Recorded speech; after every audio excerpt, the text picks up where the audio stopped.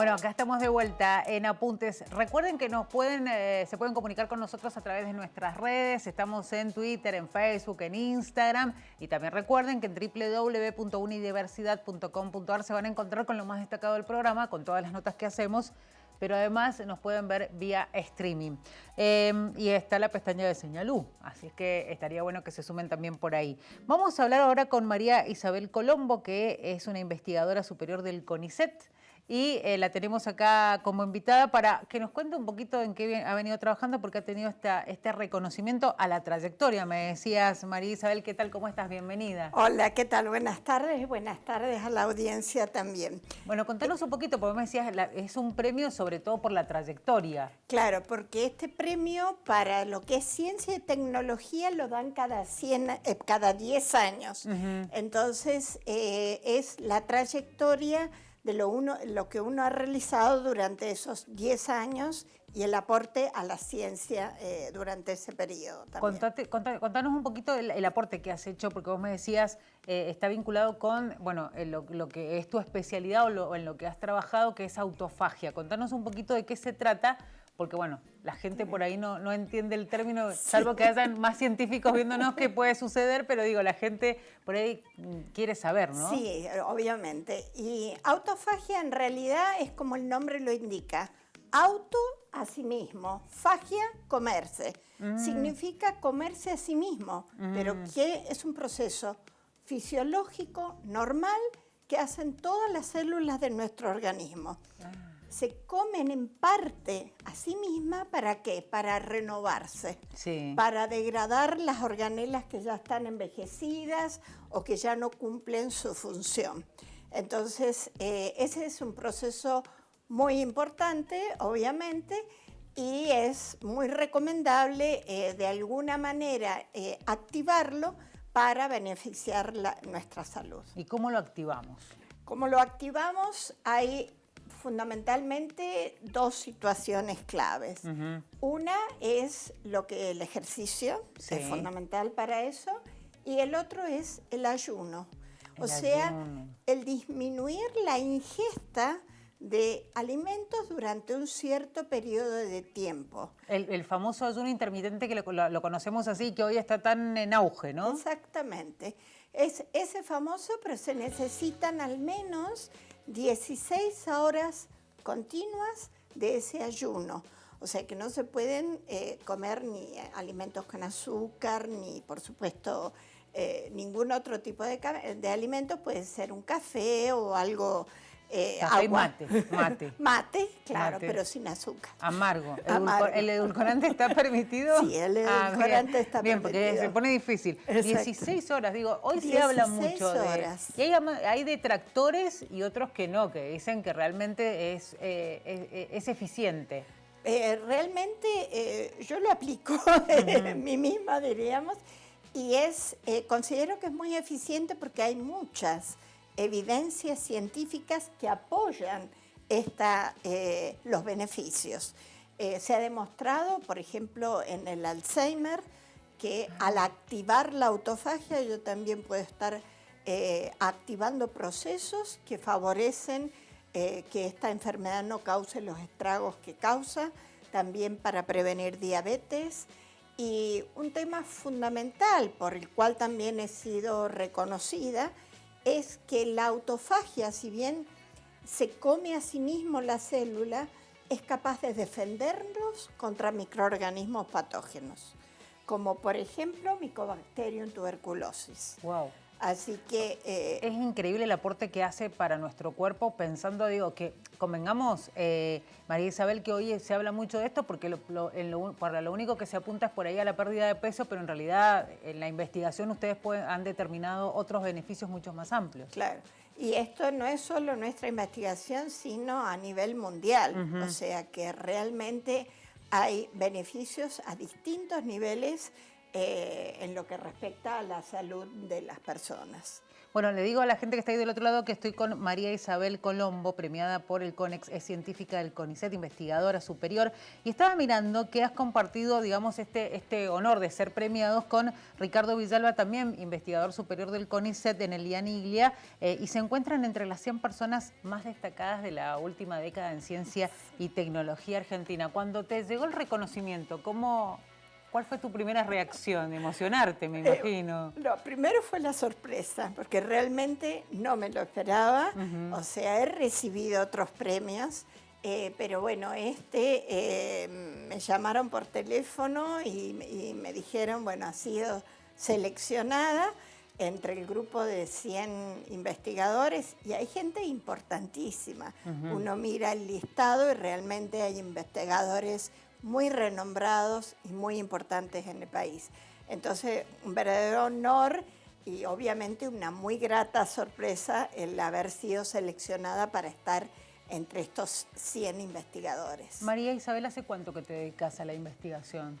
Más de 40 años. Wow, es toda la vida, toda la vida. Sí, ¿Y cómo sí. es eso? Digo, es empezar con un objetivo. ¿Cómo fue que llegaste a esta parte de tu historia personal? ¿Y cuál fue el motorcito que te motivó a hacerlo? Bueno, a mí siempre desde pequeña me encantaba lo que era la investigación, hacía germinaciones con las plantitas, bueno, siempre desde niña estoy hablando. Y luego, bueno, en el secundario con química también me entusiasmé, que me gustó, y después en la universidad seguí la carrera de bioquímica. Pero más que trabajar en un laboratorio de análisis clínico, lo que me interesaba era fundamentalmente hacer investigación. Y mucho Sabía más allá, poco, claro. claro, sabía poco de eso, pero bueno, empecé con becas del CONICET, muy importante el apoyo de las becas que otorga, y después me fui durante varios años a Estados Unidos. Y ahí hice toda una especialización.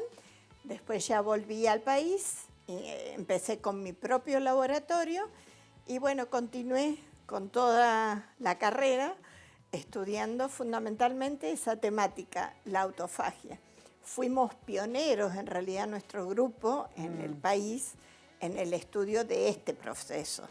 Entonces, bueno, pudimos avanzar en muchas cosas y sobre todo en demostrar la capacidad de defendernos contra ciertos microorganismos. Se habla mucho, me quiero ir para otro lado, Sí. Ya que te tengo acá te voy a aprovechar. Sí, seguro. Se habla mucho de lo que sucede con la ciencia argentina. En algún momento se cuestionaba que se iban muchos científicos al exterior. Digo, vos que estás metida en este terreno, ¿cuál es tu apreciación? Porque vos recién decías qué importante que ha sido el apoyo que se le ha dado a través del CONICET a lo que es la investigación, Claro. ¿no?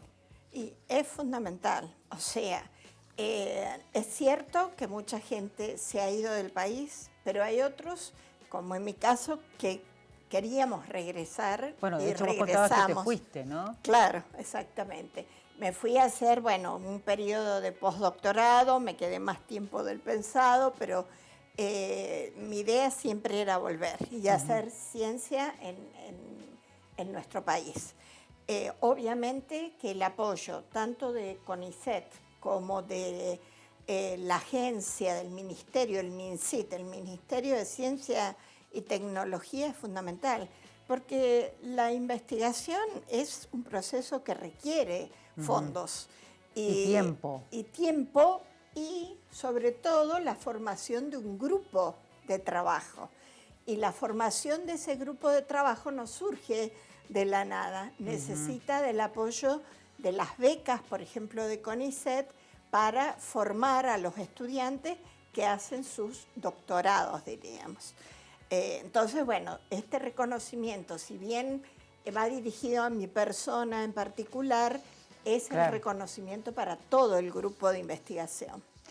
María Isabel, te pregunto ahora un poco cómo fue también el trabajo, porque hubo colaboración de parte tuya en cuanto a lo que se llevó adelante con el tema COVID.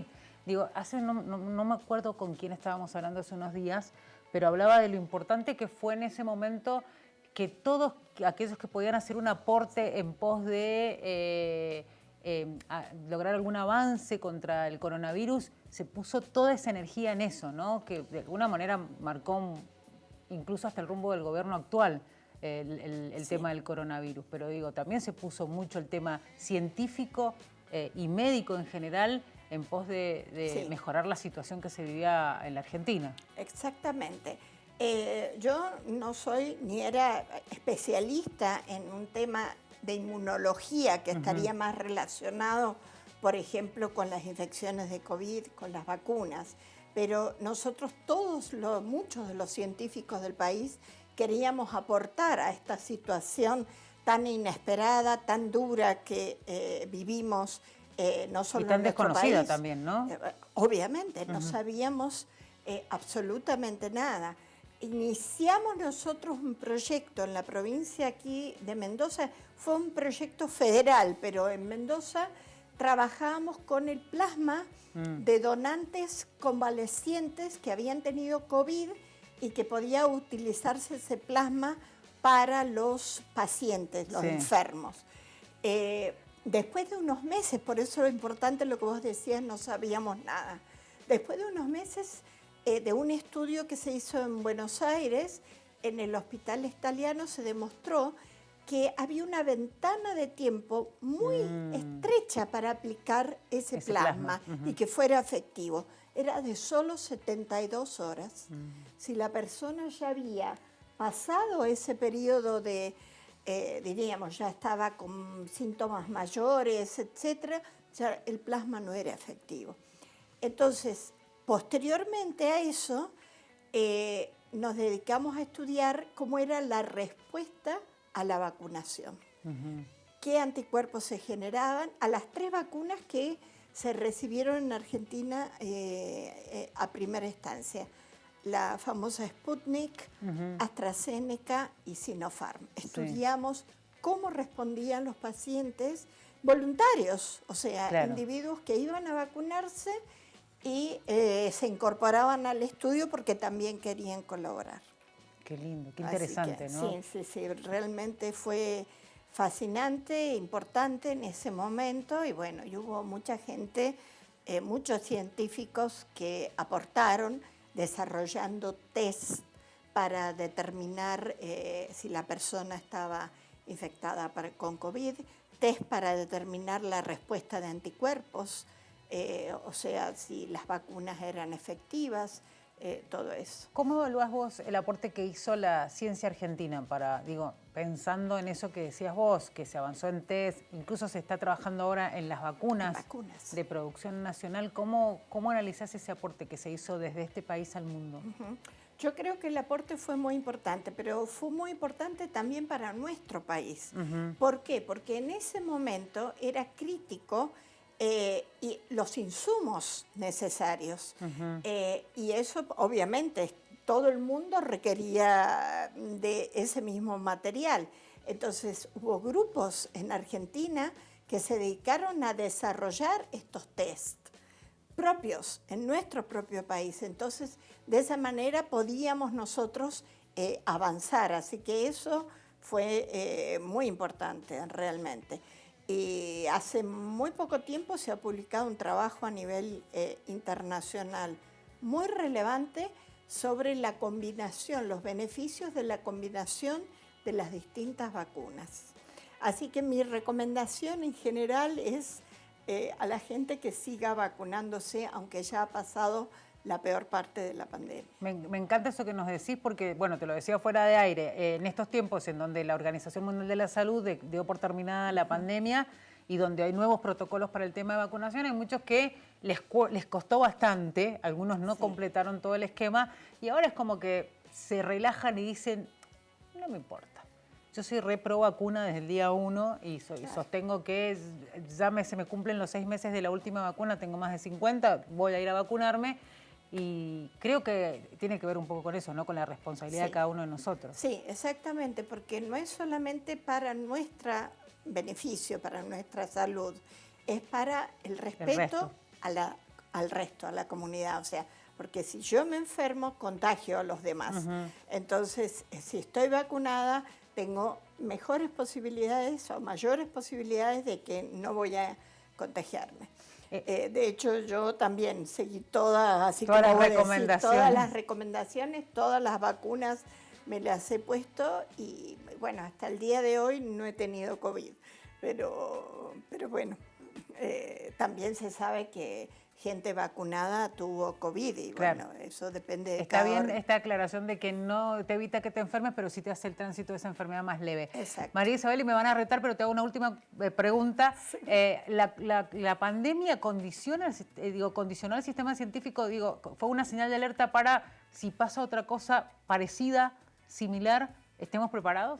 Sí, yo creo que sí. Yo creo que muchos nos dimos cuenta de que era una situación que ninguno de nosotros había vivido y que el país entero entró en un estado de crisis donde había que, bueno, no habían hospitales suficientes, camas suficientes de terapia intensiva para ubicar a toda la gente que estaba.